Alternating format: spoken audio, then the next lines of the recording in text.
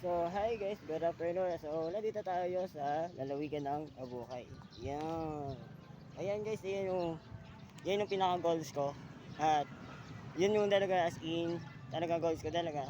Kasi alam niyo talaga guys, ito talaga yung gusto ko puntahan na hindi ko na napupuntahan. So, ito, natupad natin na ako po mag-isa nandito nagra-rides. At, so yun nga, at mamaya-maya, so ayun, pauwi na rin ako Abukay, or sabihin na natin Balanga to Abukay, dito sa lalawigan ng Bataan.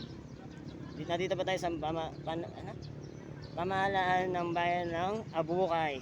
So guys,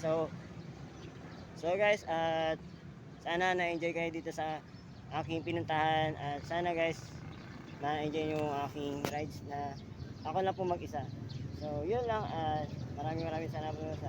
So peace out and ingat sa inyo, ride safe everyone. Peace out.